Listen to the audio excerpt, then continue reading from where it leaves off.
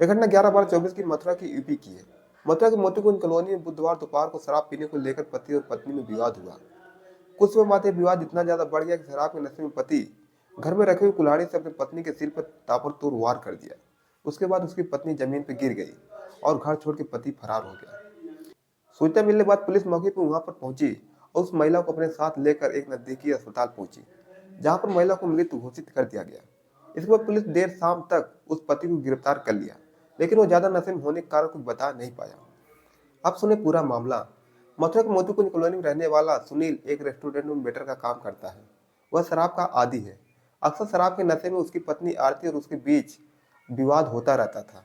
कई बार उन दोनों के बीच में हाथापाई भी हो चुकी थी। बुधवार को सुनील एक बार फिर शराब पीकर लगभग 3 बजे अपने घर पहुंचा।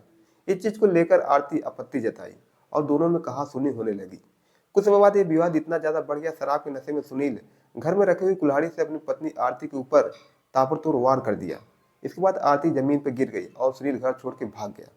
चीख के सुनने के बाद आसपास के जो लोग थे वहां पर इकट्ठा हो गए और हालात को देखते हुए पुलिस को सूचना दी।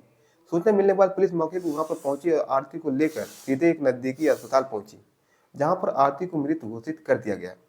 इसके बाद देर शाम तक सुनील को पुलिस अपनी हिरासत में ले ली और ज्यादा नशे में होने के कारण सुनील कुछ बता नहीं पाया। थाना प्रभारी अनंत कुमार शाही ने बताया कि शराब के नशे में सुनील अपनी पत्नी की हत्या कर दी। उनके घर में से एक खून से सनी हुई कुल्हाड़ी बरामद हुई है। आरती और सुनील की शादी 6 साल पहले हुई थी और उन दोनों के बीच में 5 साल की बेटी है।